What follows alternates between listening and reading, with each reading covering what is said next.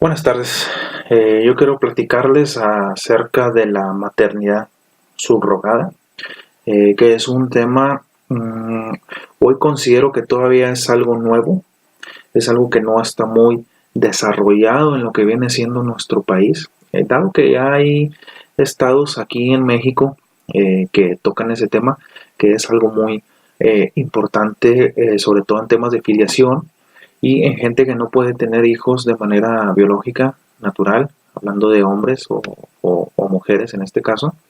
Eh, la maternidad subrogada es un tema interesante que yo creo que al cabo de unos años nos va a terminar alcanzando. Y a falta de legislación, a falta de esos puntos que deben de estar cubiertos, que no haya lagunas en la ley con respecto a la maternidad subrogada, bueno, pues es importante ahorita discutirlos, tomarlos en cuenta y ver esos puntos débiles que tenemos en nuestra normativa. Desde tiempos antiguos, por ejemplo en Roma, bueno, pues ya se le conocía al feto, en este caso el nasciturus. El nasciturus pues era ese ser concebido, pero no nacido. Eh, Estamos hablando prácticamente del feto, como lo vengo diciendo, y pues este era un ser que prácticamente pues no adquiría todavía derechos. En aquel entonces en Roma, y hasta hace algunos años, por ahí del 1940, eh, hacia atrás, pues no se tenía tecnología, no se tenía la manera de cómo procrear un ser vivo sin la necesidad de la relación sexual. Entonces, esto contrae problemas o contraía problemas en aquel entonces porque al no existir tecnología, bueno, entonces no era algo sencillo concebir hijos y las parejas que desgraciadamente tenían problemas de fertilidad pues no conseguían de alguna manera procrear. Alrededor de 1953 se concibe la primera fertilización in vitro en aras de tener alguna otra opción para poder procrear. Entonces fue exitoso. A partir de aquellos años en adelante, pues fue algo ya común, aunque aún en la actualidad sigue siendo una tecnología y un procedimiento caro, que no es de alguna manera accesible para todos. Luego viene esta figura que venimos comentando que se llama la maternidad subrogada, en la cual se puede decir que es una técnica asistida de procreación en la cual una mujer de manera onerosa o gratuita renta de alguna manera su vientre para procrear hijos que otras personas, una o varias personas, van a sostener o van a tener una filiación con ese neonato. Entonces estamos hablando prácticamente en resumen que una mujer renta su vientre. Y al final de la gestación, cuando ocurre el nacimiento, pues debe de entregar como parte de un contrato, porque obviamente estaríamos hablando de una figura contractual, porque hay un acuerdo de voluntades entre ambas partes, entre la madre subrogada y los futuros padres, por así decirlo. Sin embargo, pues tenemos un principio que se conoce como mater sempre certa est, que significa que la filiación está determinada por el parto.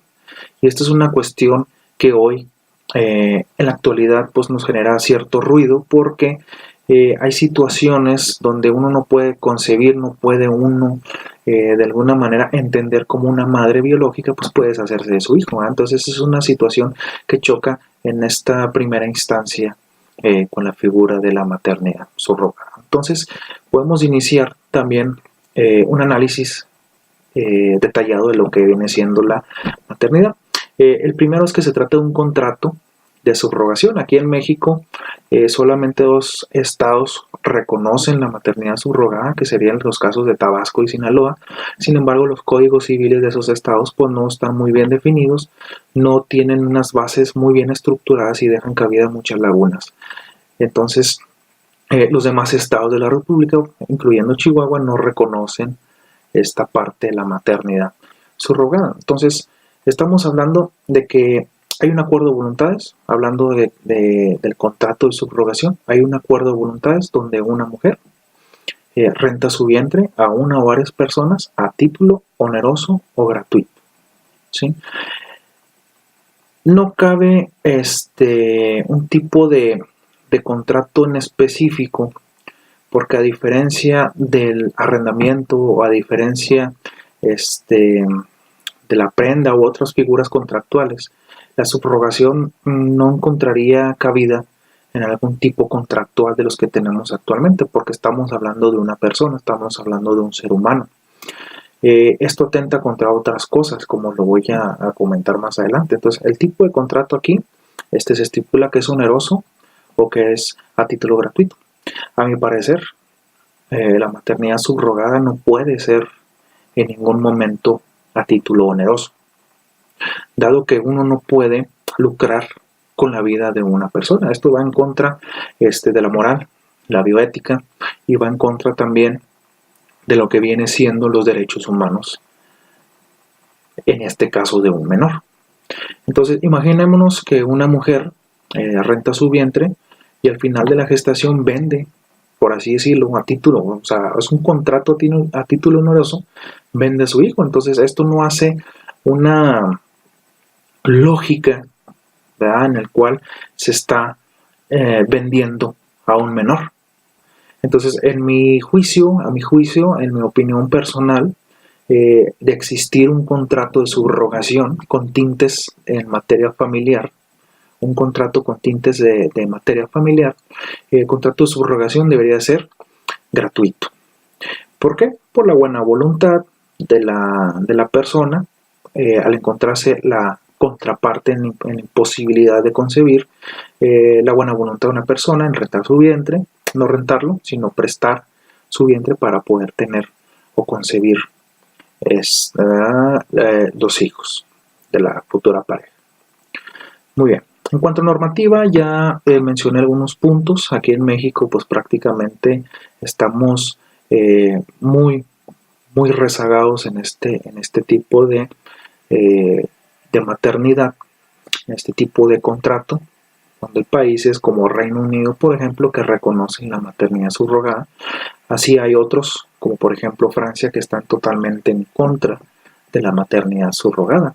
Entonces encontramos ambas vertientes. Hablando normativa, en legislación, aquí en nuestro país, pues como ya lo mencioné, solamente Tabasco y Sinaloa reconocen la maternidad subrogada, con varias lagunas que aún quedan pendientes por rellenar.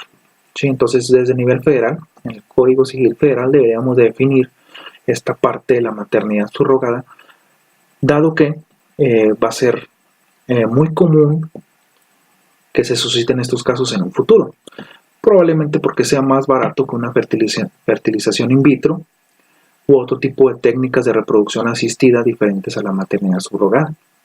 Entonces esto le da cierta ventaja a este tipo de concepción. Muy bien.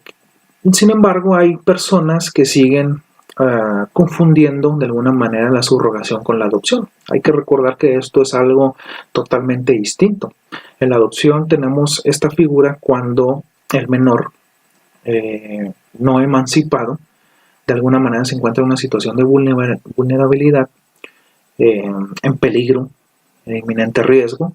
Entonces requiere o necesita de los cuidados especiales de otra persona. Solo en este caso está justificada totalmente una adopción y extingue, como ya lo sabemos, los lazos familiares con la familia biológica.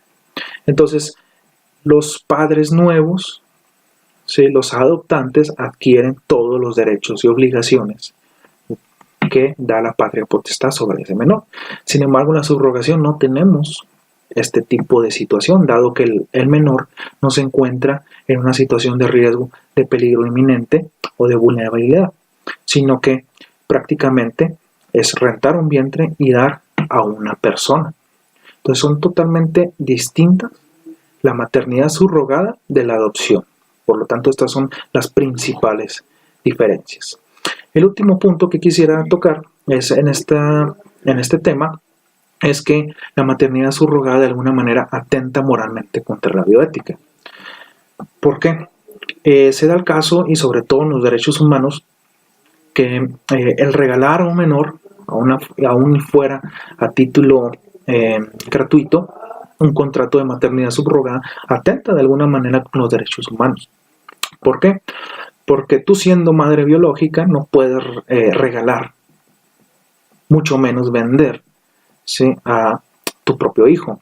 Entonces, a manera de englobar un poco este problema, pues sí, en mi percepción personal, sería algo totalmente prohibido rentar un vientre, ya sea a título oneroso o a título gratuito. Sin embargo, hubo un caso de unas gemelas nacidas en Estados Unidos, donde los padres rentaron un vientre en Estados Unidos, eran franceses, y al volver a Francia ellos querían registrar a esas gemelas como suyas. Entonces hubo una gran controversia en este caso, dada la situación con la que se presentó, porque Francia no reconoce de alguna manera la maternidad subrogada. Sin embargo, la Suprema Corte de aquel país determinó culminó aceptando la maternidad, la filiación de los padres con estas gemelas. ¿Por qué? Porque hay algo que nosotros conocemos, y sobre todo en México, que también es muy común, que es la interés superior del menor. Entonces, de no reconocer la filiación de las gemelas, aún no siendo los padres biológicos, sabía los jueces de la Suprema Corte que su vida, su integridad estaban en peligro. Entonces terminaron ellos reconociendo la maternidad subrogada. Como resumen o como conclusión, quisiera dejar en claro que la maternidad subrogada, dado estos puntos de vista que acabo de comentar, no es aceptable ni éticamente, normativamente, contractualmente, ¿sí?, ni tampoco debe ser tomada como un tipo de filiación, dado que hay un interés de una parte que está de alguna manera alentada a pagar por la vida humana, y lo que viene siendo la madre subrogada a vender, peor aún, un ser humano. Entonces esto atenta contra la moral, atenta contra los derechos humanos, y en este caso tanto Tabasco como Sinaloa deberían de dejar de reconocer la maternidad subrogada en sus códigos civiles y dejar solamente la filiación consanguínea, la adopción, ¿sí?, y la legitimación como tipos de filiación. Esta sería la exposición que yo traigo en este caso, para argumentar de alguna manera el por qué no debería ser considerada un tipo de filiación la maternidad subrogada. Muchas gracias.